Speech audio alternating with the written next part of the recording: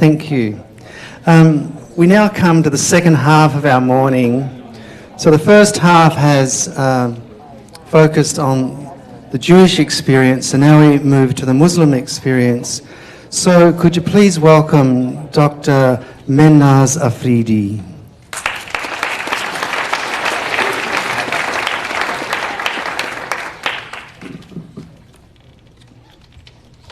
Good morning, everyone. I just want to start by saying that I don't think we're ready for a Muslim son-in-law anytime soon. But I just want to thank everyone here for having me here at this conference. I've actually never attended, but hosted a conference at Manhattan College. So I'm waiting for everyone to get ready for the Muslim experience so we can join in, inshallah, in a few years. So thank you, Phil and Ruth, for having me here, and I've met some wonderful people internationally. So again, I hope to keep these connections open. I just want to also think about Ramadan, actually, this year for us, which was a very difficult and challenging Ramadan for several reasons. But as I was finishing this talk, I was slowed down because I was fasting. And when we, meaning Muslims, went to the mosque on July 6th in the morning, there was a sense of doom and gloom that normally we don't experience at the end of Ramadan, which is usually a celebration, community, eating, feasting. But this year, we really came together in the sense of despair and real loss in parts of the Muslim world, and also in the United States. So I just want to really make that a note that Muslims right now have been mourning, are in despair, and are in need of all of our support, but especially in countries where 200 to 300 people are being killed almost every other week, and that the crisis in the Muslim world is not just a Muslim American crisis, but it's really a global Muslim issue today. So I wanted to begin with that. I give my respects to the lives that we lost in the United States, including the Orlando shooting, and also in Iraq, in Istanbul, Pakistan, almost every day in terms of drone attacks. But so we can just put that and think about those people for a moment's silence. So it's been a difficult and challenging time for the world, especially as I think about how many people have been murdered, not just murdered, but just murdered in the name of Islam. And Islam is a religion, and Muslim countries that seem to be on the brink of complete disaster and destruction by the ones who call themselves Muslims today. As I began to ponder the title of this talk, I thought perhaps the most appropriate title should read as follows: The American Experience of the Muslim Experiment. What challenged me about this title was the precise nature of the American experiment. And I wonder what could be the hypothesis in this experiment. Since an experiment is a procedure carried out to verify, refute, or validate a hypothesis, experiments provide insight into cause and effect by demonstrating what outcome occurs when a particular factor is manipulated. I fumbled here and thought of a more telling title, like the Muslim American experiment within the American experience, the variable being the Muslim.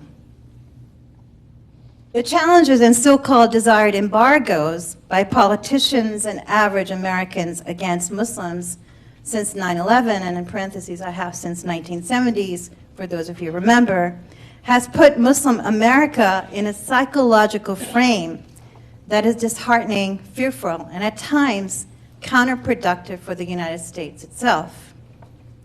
In her influential work, The Citizen and the Terrorist, Letty Volpe makes a convincing argument that the events of 9/11 fundamentally redefined what it was to be an American Muslim. Then President Bush's assertions that people and nations could be separated between those who were American allies and those who were allies of the terrorists came to divide the American population into those framed as patriots and those framed as interlopers. Even the term Islamophobia has a psychological trauma attached to it. A certain phobia, fear, aversion to something. So my broader question is, can Muslims be integrated into the United States even though our history dates back to slavery? Especially today, with a rise in Islamophobia all over the world and the underlying fear and tension between Muslims and how the United States has treated its Muslim citizens and has perceived its relationship with Islamic countries. I leave these opening remarks in parentheses and carry forth to make some sense of my own American identity and Muslim faith as a woman. And you know, earlier, Jonathan Sarna was talking about invisibility and visibility. This is a very important aspect of Muslim America. I'm a Muslim woman teaching Islam and the Holocaust at a Catholic college. I direct the Holocaust, Genocide, and Interfaith Education Center. I can only say that I could only hold this position perhaps in America.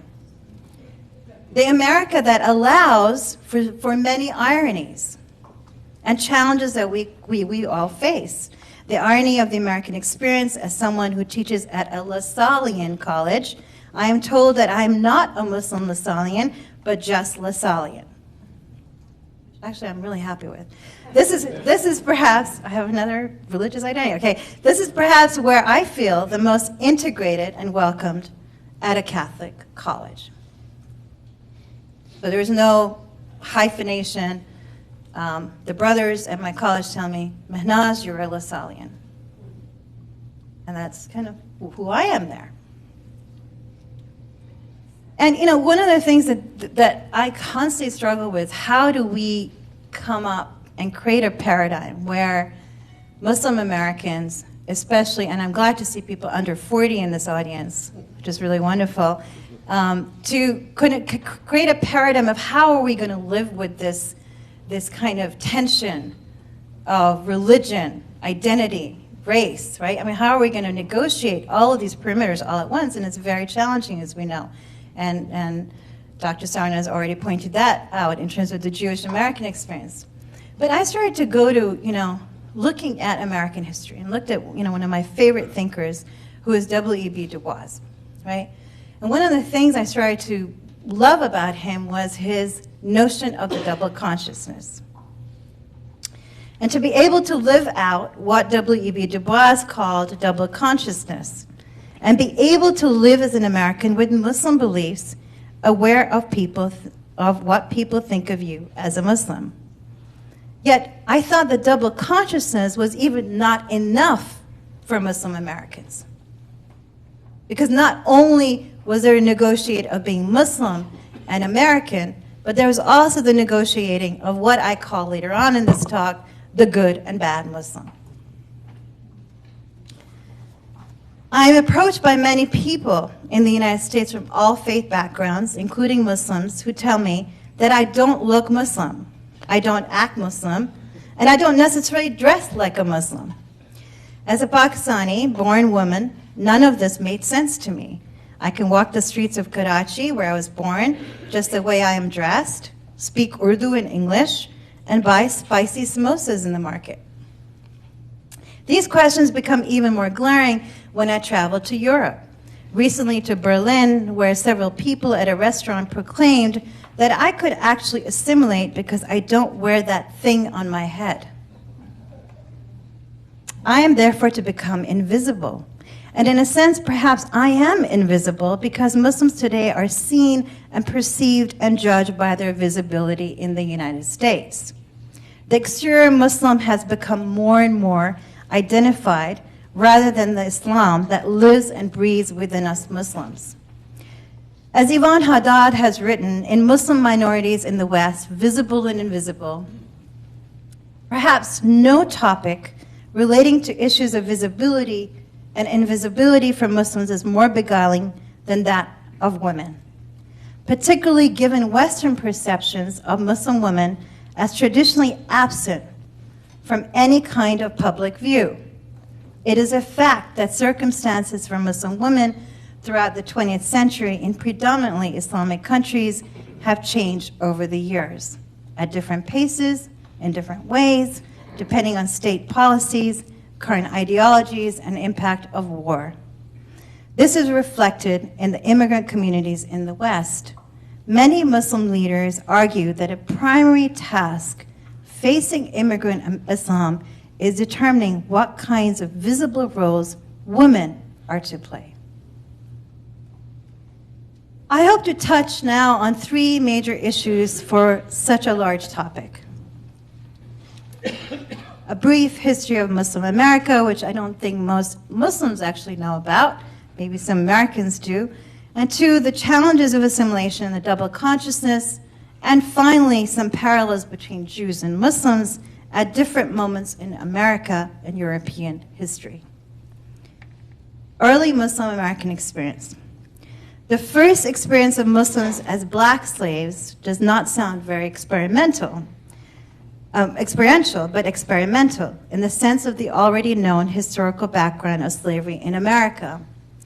Edward Curtis explains in his book, Muslims in America, telling the story of Muslim America also means tracing the connections of Muslim Americans to Muslims abroad. American Islam is a drama that is unfolded on a global stage marked by international crossings. Few know about the Muslim American slave, Job ben Solomon, who traveled from his native West Africa to North America, then from America to England, and finally to his African home, all decades before the American Revolution. His global trek illustrates an important theme in the history of American Muslims. In conversation with Muslim Americans, there is a deep ignorance of who the first Americans were in this country, especially when it comes to African Muslims, due to the racial and socioeconomic divides within America, but also, unfortunately, within Muslim communities globally. Muslim Americans forget that African Muslims worked on plantations, became slaves, but not citizens of the United States. In the early years of America's founding, the vast majority of Muslims weren't citizens, but slaves. It has been noted, but researchers disagree over the number of Muslim slaves that were brought to the Americas. And estimates range from 40,000 just in the United States, all the way to 3 million across North and South America and the Caribbean. Many Muslim slaves were educated and literate in Arabic, and they often occupied leadership roles in the jobs that slaves performed on plantations in the American South. Their names, dress, rituals, and dietary laws were perceived as powerful significations of Islamic identities in the slave community. A history, Kambiz Gania Basiri, in A History of Islam in America, states that Muslims in colonial and antebellum America came from a variety of ethnic, educational, and economic backgrounds. In America, their experiences varied depending on when, where, and how they were transported to these shores. Similarly, he writes, there was neither singular interpretation nor practice of Islam. In some instances, Islamic beliefs and practices were means of self-identification that distinguished and at times even isolated African Muslims from other enslaved Africans or white Americans. So this is the first wave of Muslims that were African slaves transported to America. And it's very important we see what happens to this first wave. What's interesting about this research is that although many African Muslim slaves tried to maintain their Islamic identities and traditions once they came to America, they also needed to adapt to their new environment and form new communities, right? I mean, that doesn't sound just unfamiliar. immigrants come, they have to adapt, they have to maybe learn English, they have to do all kinds of things, and this is sort of what they were doing. However, because they were slaves, this ultimately led them, and almost all of them, to convert to Christianity. So there was no possibility of being a citizen. You were a slave, right? So you didn't have the option of having a job, right? This is not just a Muslim story, but this is specifically for today. It's about Muslim Africans, right? So there was really no choice but to lose your religion completely in order to have the equal status. Now keep that in your mind as we go on. Furthermore, perceptions of Islam in America affected debates regarding freedom of religion during the drafting of the State of the Constitution of Pennsylvania in 1776. Constitutionalists promoted religious tolerance, while anti-constitutionalists called for reliance on Protestant values in the formation of the state's Republican government. The former group won out and inserted a clause for religious liberty in the new state constitution. American views of Islam were influenced by favorable Enlightenment writings from Europe, as well as Europeans who had long warned that Islam was a threat to Christianity and republicanism. In 1776, for example, John Adams published Thoughts on Government, in which he mentions the Islamic prophet Muhammad as a sober inquirer after truth, alongside Confucius, Zoroaster, Socrates, and other thinkers. In 1785, George Washington stated a willingness to hire Mohammedans, right? And I'm just going to stop there for a second. If you look at, the scholarship of Islam in terms of the West, a lot of you probably know that Muslims were not referred to as Muslims, but Mohammedans, taking from Christians who follow Christianity. So in a lot of the literature, especially in actually German Islamic literature, you see this word appear over and over again, and you're like, well, who are the Mohammedans? And I'm reading this when I'm younger, and I'm going, oh, that's me. But so there's this disconnect of how Muhammad, of course, Islam was seen, which it was essentially seen by Christians as a cult, right? It was seen as a cult. It was seen as in the same vein as Muhammad being some kind of God, basically, in the eyes of Christians. So that's why you see the word Mohammedan, and it also gets transported here, especially in Protestant Christian thought, when we talk about American Muslims. So George Washington stated a willingness to hire Mohammedans as well as people of any nation or religion to work on his private estate at Mount Vernon, if they were good workmen. In 1790, the South Carolina legislative body granted special legal status to a community of Moroccans. And I just want to say, Morocco was the first country to recognize the United States in terms of an independent country. I don't know if you know that, but it's something Moroccans talk about a lot. In 1797, President John Adams signed the Treaty of Tripoli, declaring the United States had no character of enmity against the laws, religion, or tranquility of Muslim men. Right? There used to be Muslim men at one point. The early Muslim immigrants' images disappeared. Conversion to Christianity was arguably the most widespread method by which African Muslims reconfigured their religious practices and beliefs to adopt their new context and to form new communal relations. While we do not know exactly when and how, or even whether the open practice of Islam completely ceased in 19th century United States, it is clear from our sources that the American-born children of African Muslims did not practice Islam, nor did they self-identify as Muslims. Thus, despite the massive influx of Muslims from the Atlantic slave trade, by the end of the 19th century, Islam had all but disappeared among these communities, right? So then here you have a whole generation of African Muslims that are born, but they're born because they're born after their parents convert, and therefore have nothing to carry forward but Christianity, right? So there's a disappearance of that in the 19th century. Then one encounters images of Muslim Americans or just Islam in the context and public platforms of Nation of Islam. All of a sudden you have this emergence of Islam being the nation of Islam, disappearance of any kind of African Muslim heritage, which reinstated images of Muslims, of course, as black, segregationists, and at times violent, right? And then need not mention Malcolm X's journey, and also how we look at Malcolm X in terms of the United States versus someone like Martin Luther King, who is, I think, celebrated a lot, which is wonderful, but at the same time, Malcolm X is sort of left out of the story of the Black American experience. And I find that always fascinating in classes and what's being taught and what we talk about in terms of Black America.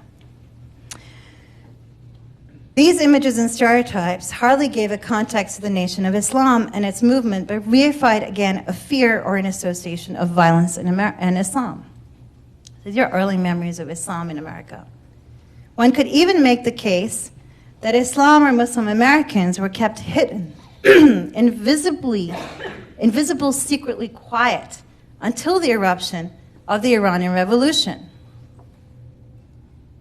And of course, further on, 9/11, Iraq, Afghanistan, Pakistan, Syria, and now almost every country in the Islamic context. The image of the African changed radically to the image of the Arab terrorist.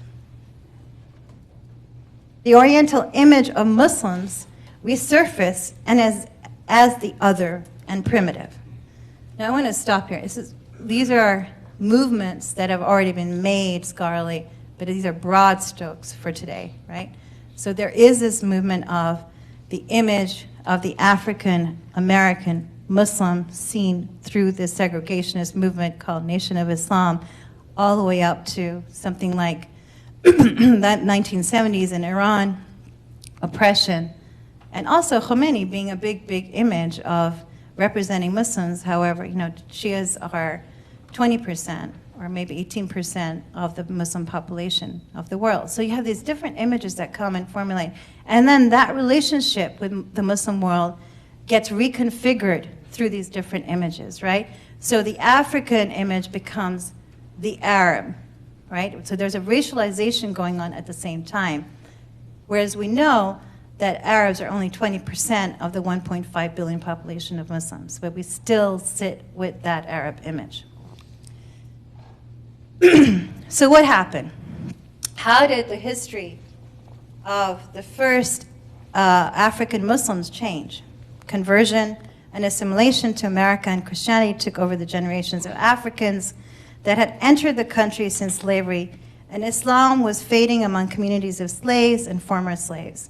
Millions of immigrants began arriving on America's shores toward the end of the 19th and especially the early 20th century. They included tens of thousands from Muslim-majority countries in the Middle East, South and Central Asia, and Eastern Europe. They were spurred in part by the Industrial Revolution that erupted once America finally emerged from the ashes of the Civil War and Reconstruction era. For example, America's first mosque was built in Chicago in 1893 as part of the street in Cairo, attraction at the World's Columbian Exhibition in Chicago. It was meant to be a close replica of the Mosque of Sultan Qaitbay in Cairo. This was an Islamic display for American audiences, a display that could only be shown through a religious icon and symbol. Which is interesting because I was just noting when Dr. Sarna was talking that 20 years before were when Jews were allowed to have certain rights in New Hampshire. So this is not so far along in terms of having an icon of Islam in America. It was only later that African Americans began to embrace Islam in the 1930s and 40s. But I will not get into that period, but focus more on how this is important and remains relevant to Muslim America today. So my part two, assimilation and the double consciousness. Double consciousness is a concept that Du Bois first explores in 1903 in his publication of The Souls of Black Folk. Double consciousness describes an individual's sensation of feeling as though your identity is divided into several parts, making it difficult or impossible to have one unified identity. Du Bois spoke of this within the context of race, relations in the United States.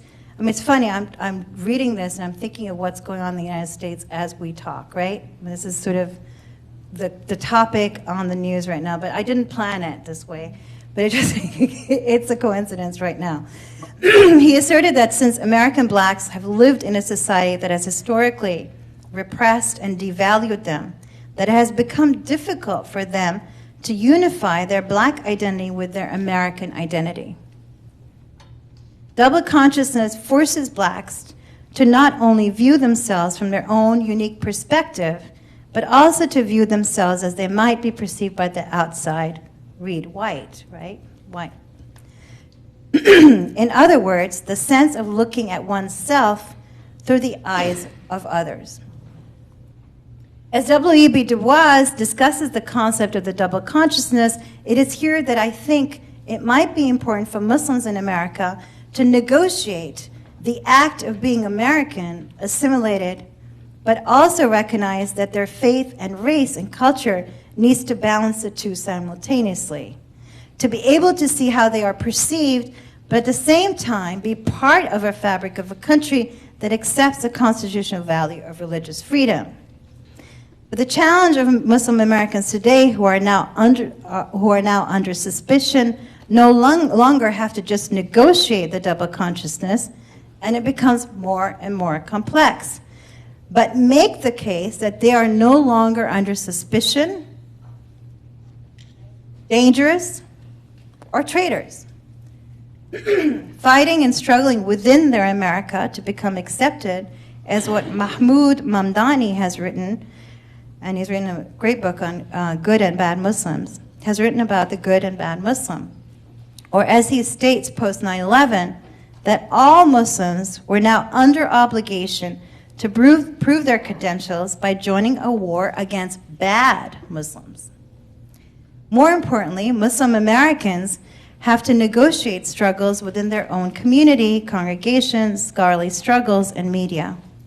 The good or bad Muslims are seen as unrelenting immigrants that have ties to the other world, which has now become Islam. The love for one's country of birth is regarded as a betrayal of America. Yet we still, and this is the irony of America, yet we still have the freedom of religion, and the U.S. houses 2,500 mosques for 3.3 million Muslims, which is just 1% of the United States. Jews and Muslims, what can we learn? I have to always talk about the Jews. That's kind of my thing. Finally, a note on Jewish-Muslim immigrant history that Professor Sarna has already pointed out. But what I look at is really comparing Islamophobia and anti-Semitism and how perhaps we can learn from these things at different moments of history and time. Two very different things, but also similar things at different moments in time.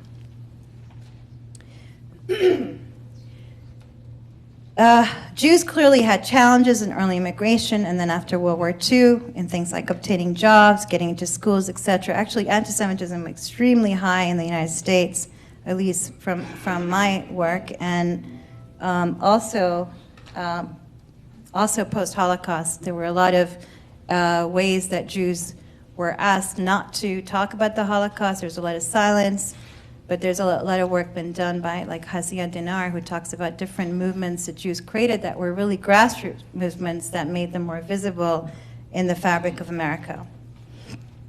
Jews and other minorities opened the ways for Muslim immigrants who have felt discrimination because the way they look, act, or speak. But the struggle was paid by other minority groups. Jews had deeper challenges in terms of Christianity, right? Coming from Europe and having had the threat of being murdered and rejected even after they had been in Europe for 1,000 years. Muslims had home countries that were economically unstable, under dictatorship, and wars that brought them to the United States. The two struggle at different moments of history and time, and they also share some of the prejudices that were carried forth from Europe and the colonial experience of being the other. The images and characterization of Jews and Arabs can be seen side by side with deviant depictions of Jews and Arabs in art going back to the colonial days and to the media depictions today. Yet there are three main characteristics of anti-Semitism and Islamophobia that distinguish them from any other forms of religious or ethnic or racial hatred. First, both the Jew and the Muslim are seen by those who hate them as belonging to a rival civilization that threatens to destroy the West. In this imagined clash of civilization, Judaism and Islam have, for most of history, though less so more recently, been classed as two of a kind. Islamophobia has been largely formed with the vocabulary and imagery of earlier Judeophobia. And modern anti-Semitism was substantially influenced by imperialist racial fantasies about the founding people of Islam, the Arabs. Second, this alleged clash of civilizations is imagined as the Jews for anti-Semites or the Muslims for Islamophobes striving to subjugate the Western Christian world through world domination.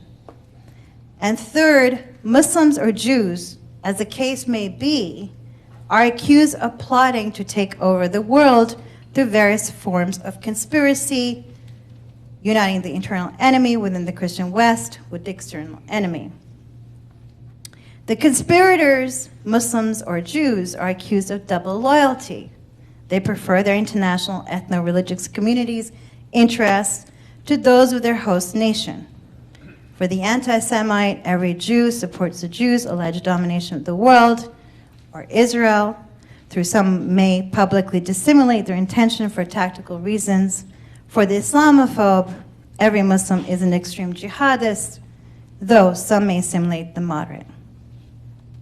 However, these parallels at different moments and times have become a model and way forward for other minority groups to become integrated, but still maintain their traditions and culture as the Jews have been able to. The promise of America lies in the idea of religious freedom for both.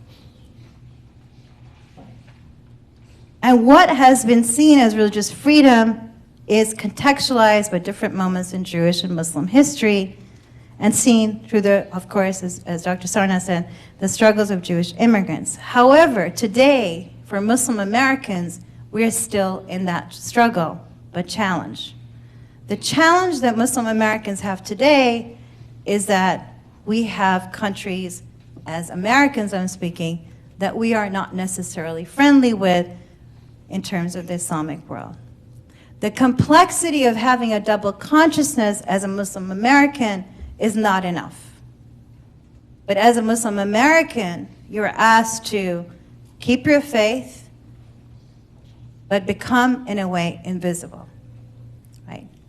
Because the visibility of Muslims has created this internal complexity for Muslim Americans, right? So if I don't wear the hijab, it doesn't mean that I don't feel Muslim, right? If a woman wears a hijab, it doesn't mean that she is any more visible than I am, but in the minds of the other, it's visible. So, for example, in many countries in the world, Turkey especially, and Pakistan, there are women that are visible and invisible in terms of hijab, but they're still the same. But because of this visibility, and because of post 9/11, very hard profiling on Muslim Americans, it's become impossible to get out of that mold. And so what we need to do is work together, Jews and Muslims especially, I think, to look at this as how do we negotiate this assimilation? The other issue is that Muslims have not really come out and said, well, there's a secularism in our thinking. We accept secularity, but we are not secular, or we're not yet to be secular. Although there are many groups, there are Muslim Americans for secular values and all kinds of stuff that go on. However, there is no sort of immigrant identity that can identify and say, okay, we are now part of the fabric of America. So the question that I want to ask again is, can Muslim America be assimilated? Does it mean that in the 19th century, when the Muslim Africans were converted to Christianity, is that a way to look at it? Is it to lose something about Muslim Americans, whether it's the way we look, right? Is it to lose a certain kind of faith base? How is it that we are going to actually be able to do this? I mean, I feel pretty assimilated, right? But I've been here a long time. And I was also raised in Europe, and I have ties to Middle East and also Pakistan. But at the same time, that question has to be asked with new immigrants, and immigrants that are here that are not finding that comfort in terms of being part of the fabric of America. My hope is then that Muslim Americans will take example of other minority groups that have had similar challenges to become part of the American experience. Just like organizations that I work with, Muslim American organization, especially for women, we look at how Jewish women became rabbis, how Christian Protestant women became ministers. So we're learning from these examples in terms of what to do. So we have to learn from each other. This can happen and has happened with many as long as we can face the realities of living with a double consciousness and that we are visible to each other, and glaringly so. Thank you.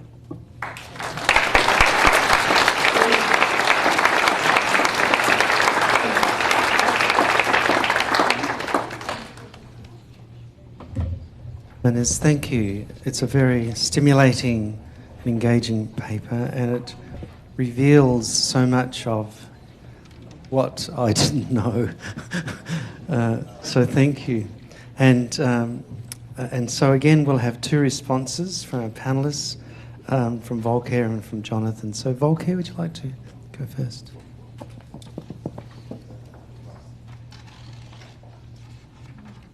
Thank you, Dr. Afridi. First of all, I want to join, of course, Michael, in hypothesis might be that is behind this American experiment, and by when and by what standards will we be able to judge whether this experiment will be counted as success or failure? And I'll come back to this at the very end of two short questions that I would want to share. First, I learned very much from your referring to Dubois and his speaking of double consciousness. You made, of course, very clear that Dubois and his double consciousness could, of course, be misunderstood as if this was only a matter of consciousness. It's not, clearly. Near the end of his life, in his autobiography, Dubois revisited his terminology of two-ness and wrote, I quote here only a very short sentence, "How far can love for my oppressed race accord with love for the oppressing country? And when these loyalties diverge, where shall my soul find refuge?" My question to you now would be, is the US today an oppressing country for Muslims as it has been for Dubois? And if so, where does your soul find refuge? It's a wonderful question. I mean, I just want to say, just in terms of Dubois, I'm such a fan of his, that he left the country, right? And he didn't die here because he was just so frustrated with being black. And he also was visible and invisible at times, and because he didn't look black stereotypically, and was in lots of meetings and committees where you would hear a lot of racial conversations, and then people wouldn't believe that he was French. So I kind of resonate with him in that way. I don't believe that the United States is constantly an oppressive country, but I can't really say it is or it's not, because I can't speak for everybody in the United States.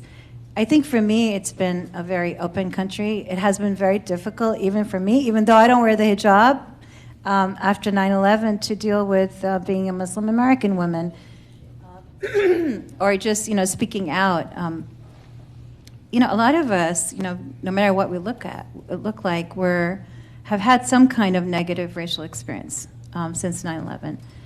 For me, it was being spat at once in a while, or being called racist slurs.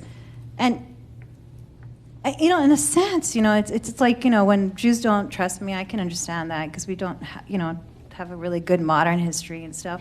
But in a sense, I understood that in terms of, this country being attacked. But in a sense, I was really surprised at the kind of rapidity of that racism. There was no moment to pause or reflect. And I thought, oh my God, nobody knows about Islam in America, right? I mean, we are just seen as a cult. We're seen as this kind of backward, primitive, backwash place. And it was shocking. And now we're coming to the 15th anniversary of 9/11. And guess what, guys? We still don't know anything about Islam. And I think that is where I do feel oppressed, because I think it's our duty as a nation to understand who is in our country, or at least our education system, to understand who is here, or even to look at Islam in different ways. But I'm not seeing it in the media. I'm an educator. I'm a professor first before a director, and I get students every semester that don't know anything about Islam or Judaism. Okay, I mean, it's both for me. So I think it's a gray area. Where do I seek refuge? I seek refuge in God.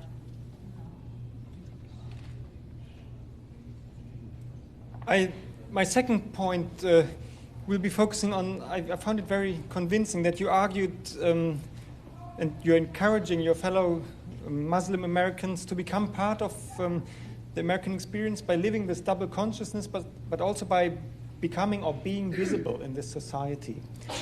And of course, I'm afraid that not only the presumptive presidential candidate of the Republicans is providing too many reasons as to why Muslim Americans might want to stay with a low visibility.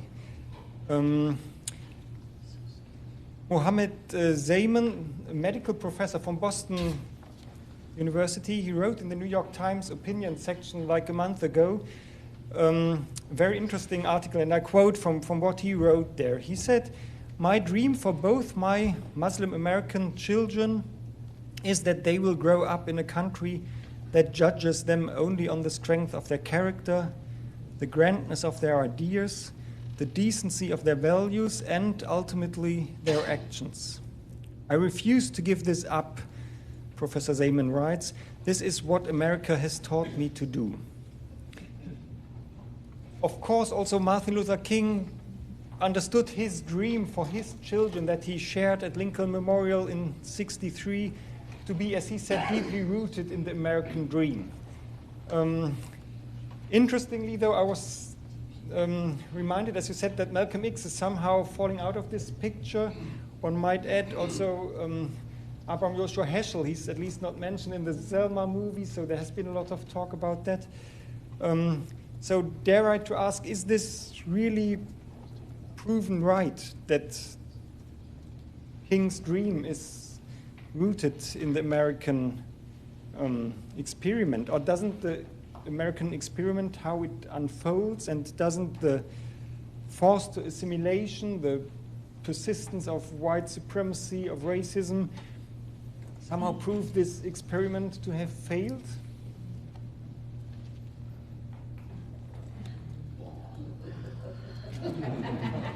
Sorry for being so provocative. All right, we've failed. Let's go home.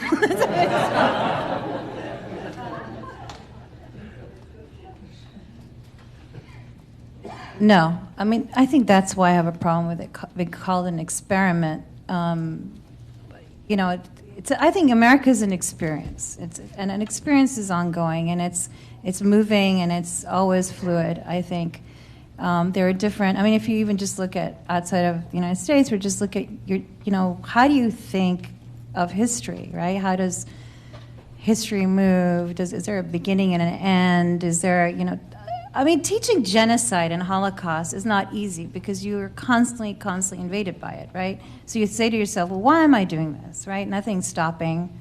You talk to Holocaust survivors, you have them come, they come and educate. A lot of you here work in that field, and then you sort of say, well, this is just repeating itself. It's just the same thing, Life is, it's a challenge, it's suffering, it's all kinds of things that we think it's not. In terms of my faith, we are told to live now and in reality and to accept how life comes. And doesn't mean don't change it, act with it. So I think America's the same thing for me. And when you ask about refuge, I think God is everywhere, including in America. So I don't think he's excluded from these shores. So I think, asking if America has failed, I don't think so. I think that's it's not a thing. It's us. We're part of this fabric, all of us. So I cannot say that we have failed. And we have too much investment, too many wonderful things that only the United States can offer. And, when I go to Europe, and I was raised in Europe, I like Europe, and I think there's a different sense in Europe. But I think I would have a harder time in Europe than I do here, for sure, because I already experienced that last year. And I think that in the United States, there are many, many, many, many more voices supporting Americans, and there are anti-Islamophobia that you would find ever in Europe, even in the political level. So I think that the promise is there, and we're always going to struggle. So if I say I'm struggling, it doesn't mean I'm failing, right? And I think that is what I want to say to Muslim Americans, especially young ones, that the idea that everything has to be just perfect and that we can just walk around and feel completely invisible is not going to happen. The only way we can do that is being visible, taking responsibility, and having this wonderful idea of religious freedom that my country doesn't have it, right? We have this huge problem recently of killing minorities, which is awful. That's not what was written in my constitution in Pakistan, nor was it written in the people who created Pakistan. But these things we have to challenge ourselves with and deal with. So I cannot say that America is a failure. No, not at all.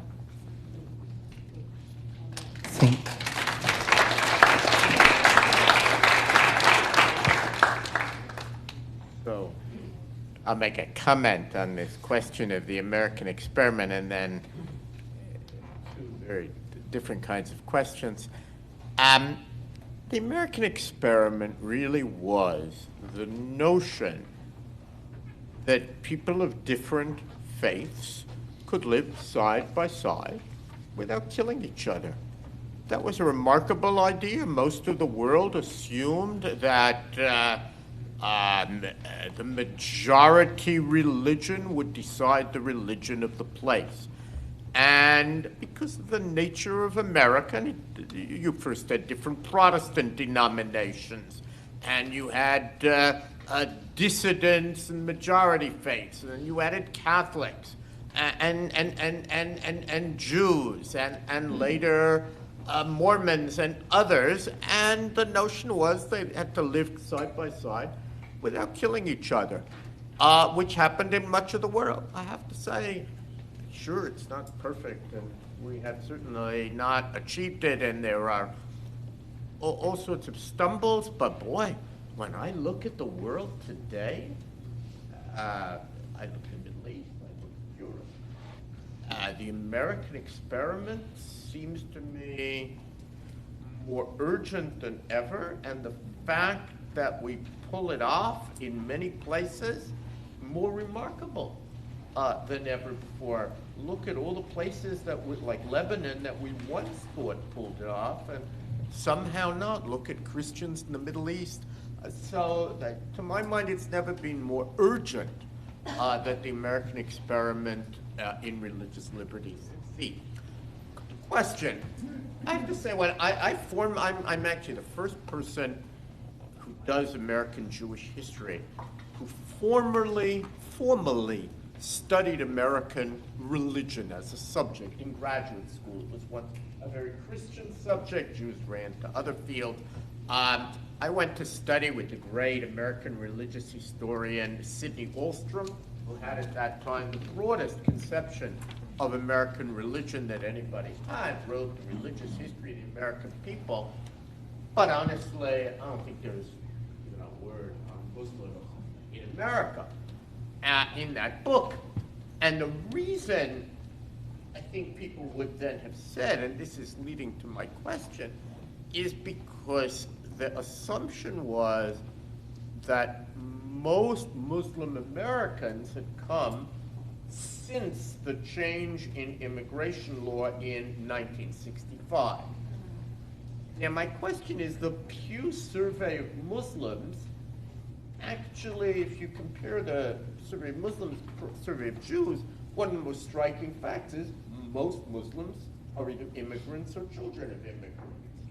And that suggests that, in fact, 1965 was a turning point, notwithstanding the point you make, which is, of course, correct, that there were Muslims who came earlier, but essentially disappeared in slavery. So the question is, how important is the 1965 transformation in the Immigration Act, and to what extent do you think Muslim Americans really are a post-1965 situation, meaning the day before yesterday, which suggests, and several of the students asked this, that there kind of can be a long trajectory. It took Jews a long time. And to what extent do you feel that the notion that most Muslims are either immigrants and children of immigrants is a mistake and an illusion, and one that we should remove from the history books, even if that's what you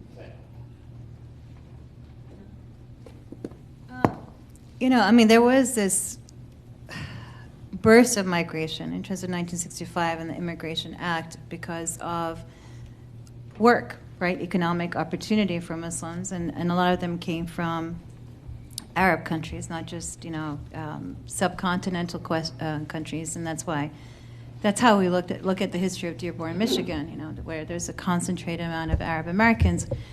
I think it took. I'm not saying that there's an overnight solution to, Muslim American immigrant stereotype or assimilation, but there is a big difference between the Jewish American and the Muslim American experience. We are, America has been at war with a Muslim country since at least I was born. And that really does put people and things in flux. It's a very daunting feeling, and I'm just going to share this personal thing, and I think this will go back to this whole idea of immigrants, is that, as I know that in Pakistan we have our own issues with the border of Afghanistan and the formation of the Pakistani Taliban and security issues and governments and but it still really hurts people that there are drone attacks in the country. That has to sort of come into mind of a lot of Pakistanis, right? Or, Iraq. So these things are very wounding experiences. They're not experiences that we can just say, well, I'm in America now, and it just doesn't matter. The same question to my Jewish friends. What happens in Israel, I see a huge conversation in the United States about it, right? This is one of the things we're blamed for, actually, that I was talking about, is to have this kind of resonance with a place that is outside of the borders of the United States. But, it's okay to have that resonance. There's no rule about what an American immigrant is supposed to think. So I think there is that difference. And, 1965, all the way to today, there has been a real tension between the United States and countries that are predominantly Muslim. I'm not saying that who's culpable for it, but I'm also saying that that's a very complex and a very wounding issue for us. And it has to be sort of talked about in America as Muslim Americans, because we cannot sweep it under the rug. Or, when something does go on in Israel, that it's okay to say, okay, well, this really bothers me because this is a country that I believe in. I don't understand why we have to, again, make these things invisible. I'm going to go on another...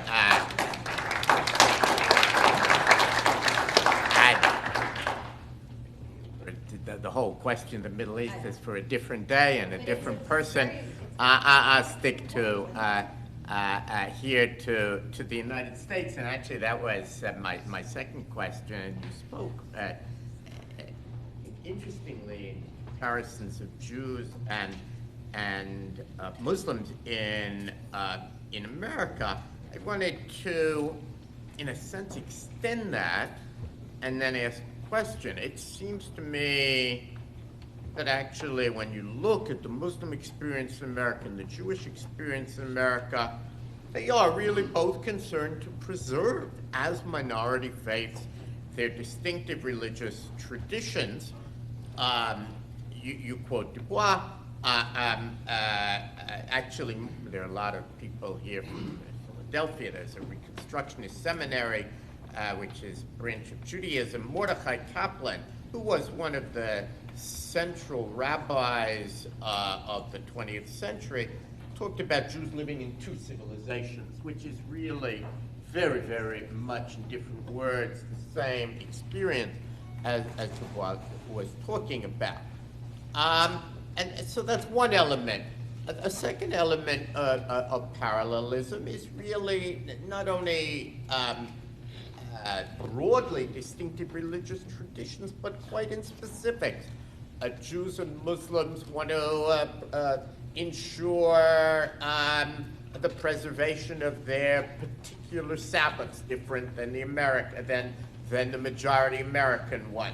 Their distinctive calendars and holidays, their distinctive religious garb, their distinctive food ways, kosher food, halal food, their distinctive systems of religious law, halakha and sharia, which we'll talk about tomorrow. All of those link them, and similarly, they want to pass on to their children the language of their faith.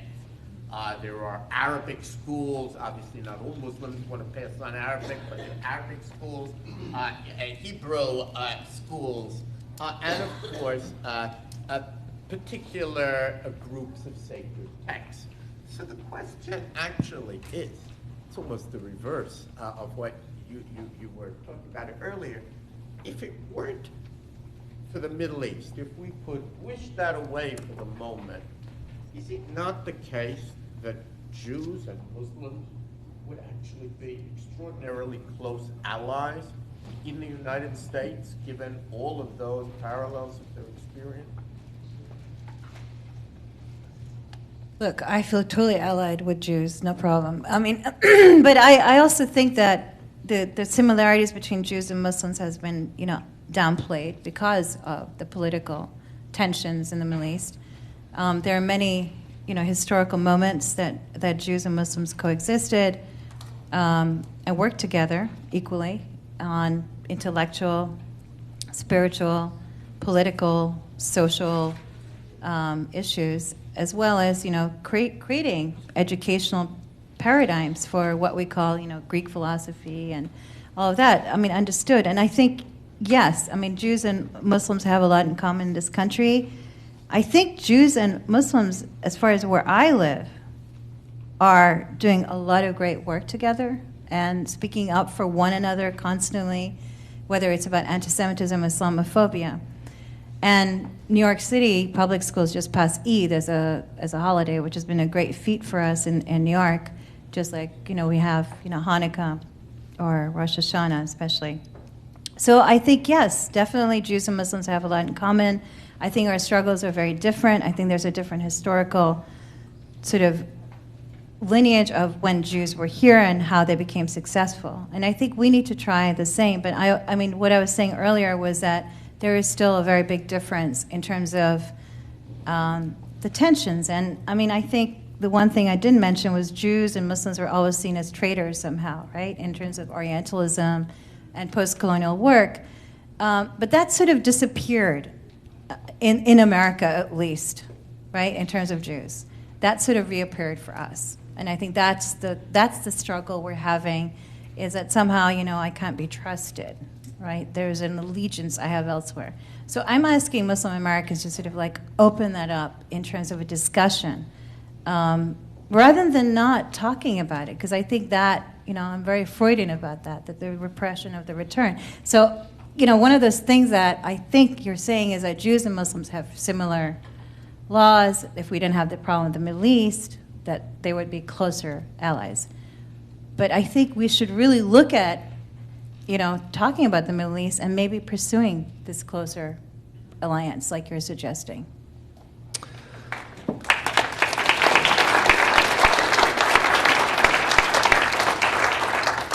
Mehnaz, thank you, and to Jonathan and Volker too, for stimulating the conversation.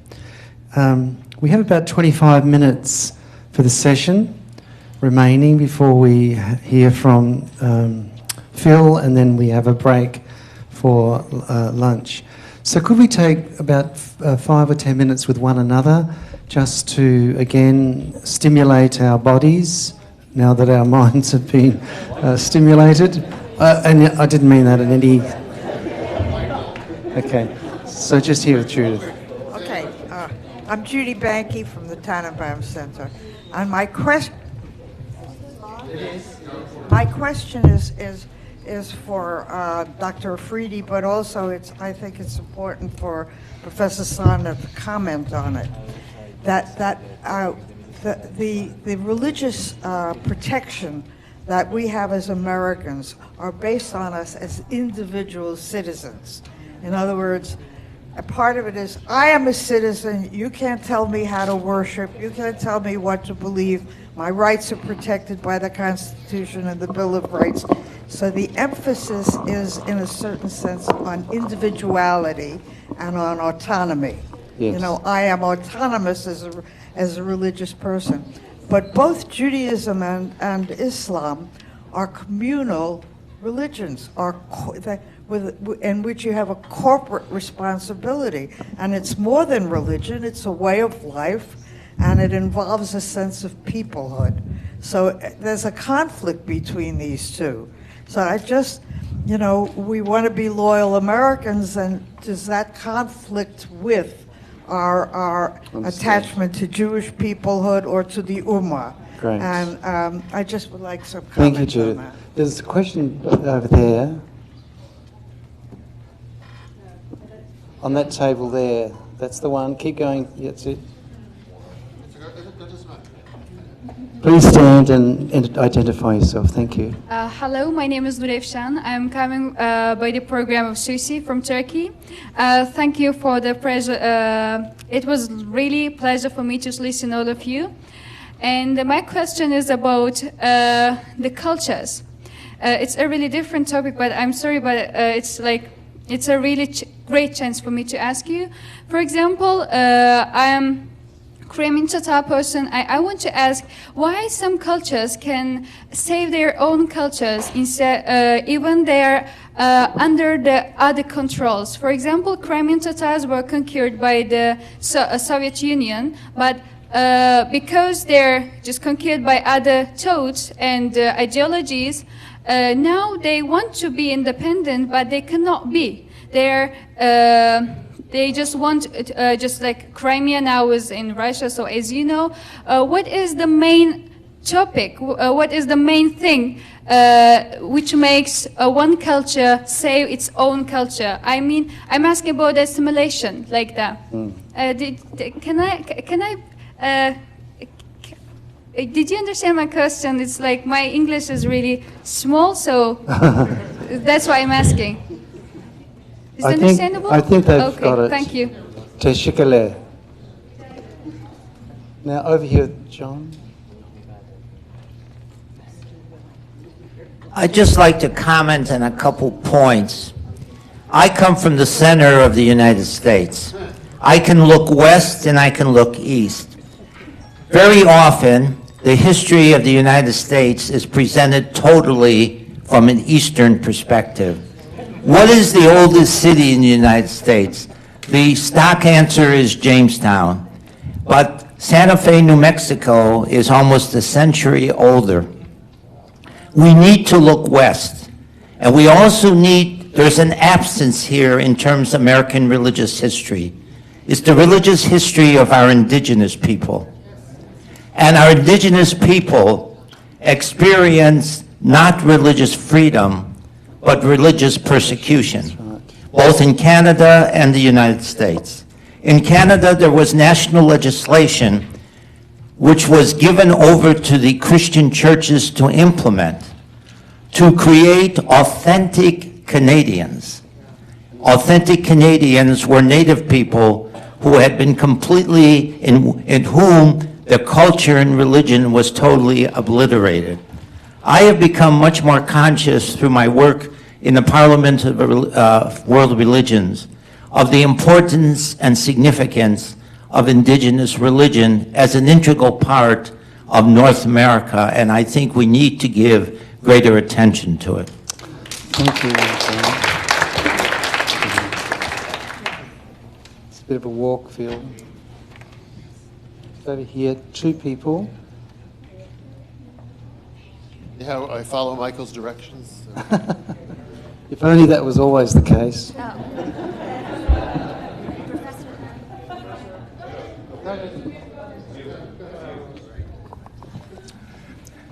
Hi, Leonard Swidler from Temple University and the Dialogue Institute. Incidentally, these students I'm finding are terrific from these 4 different countries.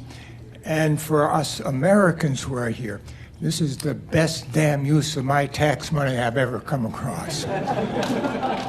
This is State Department sponsored. I just want to allude to the fact that we have this Council of Jewish Christians having Muslims. This is a huge advance in my judgment. 1978, I was able to, with a colleague, Eugene Fisher, we were asked by Sergeant Schreiber to start a Jewish, Christian, Muslim scholars dialogue, 1978. This is very unusual, very strange. And after about, and what we did was 10 Jewish scholars, 10 Christian, and 10 Muslim. We met every 6 months for a weekend. And after about 3 years, the Muslim scholars said, we need to look for more Muslim scholars who think like us and are engaging in dialogue. And remember, they're 10 from around the world. They looked and looked and looked, and they couldn't find any. There probably were some, but they couldn't talk because of where they lived. This has radically changed, I would say, after 9/11. 9/11 was a horrible event, but out of that horror came something also good. This is when, like, the King of Saudi Arabia went to see the Pope and now is engaging in dialogue. Could I just interrupt? We've got limited time. Okay. Yeah. I would just like you to comment on that event, Thank you. development. This is radically different from what it was before. Thank you very much. And the person behind you. Hello everyone, I'm Reem Hazouri from Lebanon. It's on. It's on. Just hold it closer to your mouth. Yes. Okay. Hold it closer to your mouth. Yeah. Hello everyone. Why don't you come here and use this microphone? In the Yes, it is. Hello everyone, I'm Reem Hazouri from Lebanon, and thank you. Welcome. And I'm a participant in the study of the U.S. Institute's program. What I have to ask is 2 questions actually. One is from the previous session, and the other is from this session. The first is from Dr. Sarna's comment, which says that any person who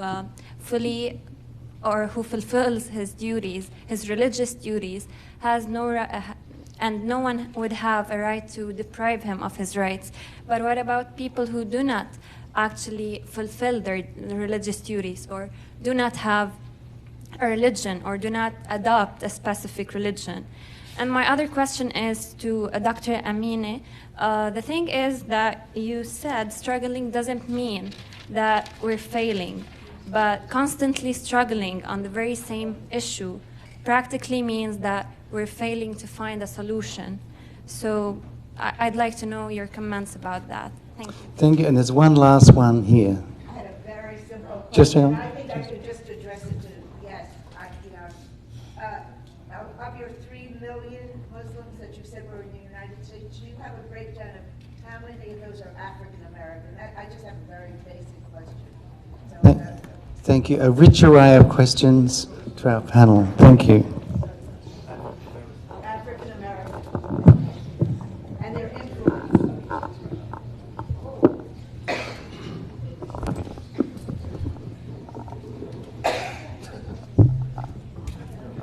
Well, will I answer the questions? All right. I'll only answer a few. The first question, America, we think of American tradition as deeply individualistic, and that's right, the Lone Ranger. And indeed, for communalistic religions, they always see themselves as somewhat countercultural. But it's important to remember that there have always been communal religions. The Quakers, they call themselves the Society of Quakers. The Mormons, the Mormon people, they call themselves. And the whole value of, the lure of Mormonism then and now is to be part of that community. So communitarianism is important in the American setting, even though it's been a minority tradition. And I think you're perfectly right that Muslims and Jews are part of that communitarian tradition. And in addition, Muslims and Jews have a sense, what you say, the ummah in Islam, the sense that if a Muslim in Iraq is killed, you feel the pain. And if a Jew in Israel is killed, I feel the pain. But actually, it's not clear to me that if a Protestant in Lebanon is killed, that American Protestants feel the pain. Indeed, it may not be reported at all. That's the difference between a communitarian and not, and absolutely right. The Judaism and Islam are communitarian, and we feel the pain. I agree on the point that indigenous people, it's a different subject.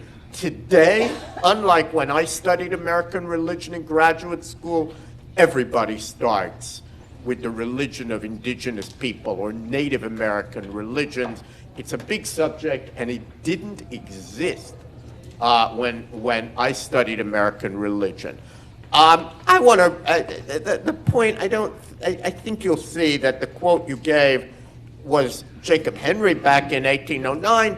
I certainly agree with you that, it applies to all kinds of people. But I wanted to say one word about the history of dialogue because it's so relevant to this group. And I'm so glad that Professor Swidler, who's really a hero of this subject, is here with us. I wish that Americans had a better sense of the history, especially of Catholic-Jewish dialogue. The first Catholics and Jews in this country largely hated each other, fought with each other. When I interviewed Jews in Boston for a book, all Jews remembered was being beaten up by Irish and Italian kids. They were in active war with one another. The first Jews and Catholics who started talking in the 30s were reviled by the leadership of both of their faith communities, and it was frequently said that Jews who didn't know or care much about Judaism talked to Catholics who didn't know or care much about Catholicism, and they found they had much in common. But look what they accomplished. They planted seeds in the 1930s, and we reap the fruit of those trees today, when so much so my students hardly remember that there was a time when Catholics and Jews were in active warfare against one another. So the seeds that Professor Swidler talks about in terms of Muslim-Jewish dialogue, a little group in Detroit and a group here and a few others, those folks need to know they won't live to see that change. But their grandchildren may live in a better America. And the lesson of dialogue is we need that patience. But look at the transformation that took place in this country. Nobody would have imagined it. My sense is that someday that could happen between Jews and Muslims, and it's more likely to happen here in America than in most other places in the world.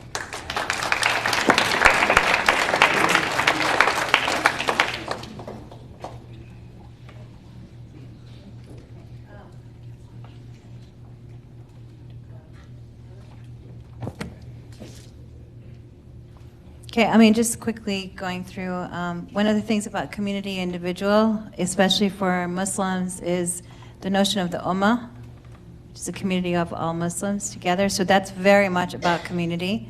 So if you're traveling and you go to a country you've never been to, but there are Muslims, you sort of feel this kinship and connection, and it's like also being Jewish. So definitely there is a difference there. Also, I wanted to give the African American statistics. 20% of the 3.3 million are African American, 65 are foreign born, and the rest are native born. That's really interesting. Yeah.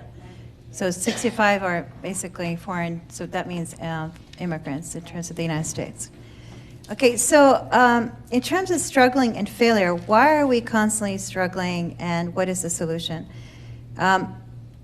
I think, when you're younger, I think you feel like there has to be a solution, it has to come quick, and we can fix it.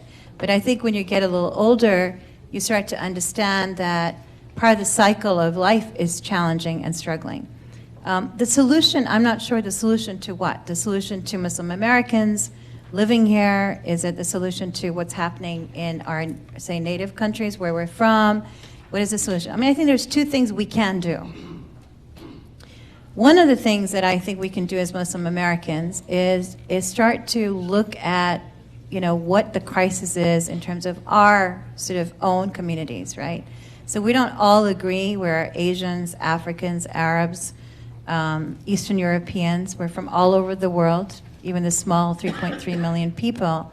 But also look at, sort of what is the crisis going on in our countries of birth or where we immigrated from. How can we change that here? How can we reformulate these things in a concise way here? Right? What can we do about, say, human rights that we don't have back home? And I think this is where I think there is the promise of America, where you have the kind of landscape where you can recreate a lot of things, whether it is about women's rights to, human rights to freedom of minorities. So I think that's one thing we have to do, and especially the young people have to do that, is look at, what would I like here? I can practice my religion here, but what can I change here in my community of, say, Lebanese or Syrian or Iraqi or Pakistani? We have to take that here in a different way and use this as an opportunity for Muslims to succeed and also to be openly Muslim with our challenges. And I think that's the number one thing. The second thing is we have to stop being defensive about our religion. We are in a lot of shit, sorry. Or scheisse, as we would say. We have a lot of things going on, and it's very, very hard and very, very pressuring. Right? I mean, it's a big challenge. Every day I wake up and I think about what's going to happen today, right? Every day you have a kind of a fear, whether it's here in the United States or whether it's outside. So we have to face it. And it's not easy. And we have to face it with our heart and our mind and actually take refuge in the fact that there is perhaps a place that can help us with this challenge, right? We all need help. So I think that's one of the things. I mean, reach out to Jews and Christians in this country. And if you talk to them, and I'll tell you, a majority of them will say, wow, you know, I can help you with this challenge. So I think that's very important in terms of communities. You're on campuses. Campus has amazing resources in the United States that help you reach out to other American students. My students told me that they were scared to approach Muslims on my campus. So every time I teach Muslims in America, I have them go out and interview Muslims on campus.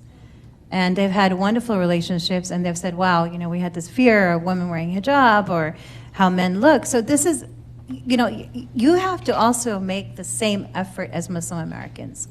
It doesn't always come from the other. It has to be mutual, right? Acknowledging this and acknowledging that. So those are the two things that I think that can slowly have positive impact for within the Muslim community, but also in Muslim America and for Americans. So there is a move forward, there are solutions, there are ways of doing it. But never be ashamed and don't be defensive in terms of what's going on, because I think that stops the solution. That definitely stops it.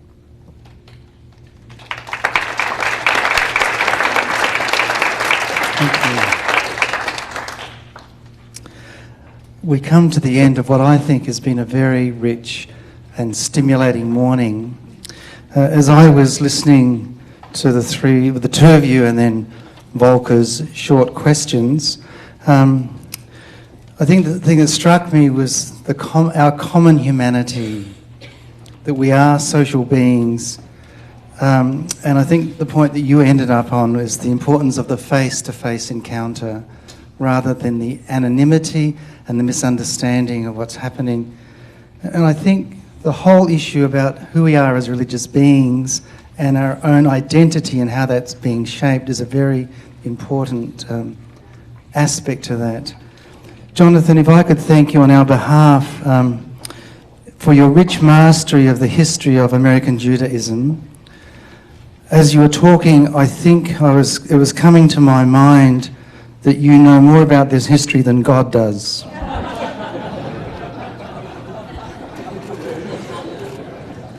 Volker, for someone who didn't know why he was here, I think you justified your position, and so thank you. And Mehnaz, I really appreciated the way you outlined the history, the awareness of double consciousness and the way forward as Muslims within this very, very rich and yet fascinating culture, which from an outsider is really interesting. I think the thing that really touched me in your presentation and in your response was your own response to Volker's question about your relationship to God, which really sustains you, and it's where you really do get the strength to move forward. And that to me was a sign of something that's really important about an openness in your own relationship, and it flows over in the way you spoke to us. So could I, on our behalf, invite you to thank our panelists.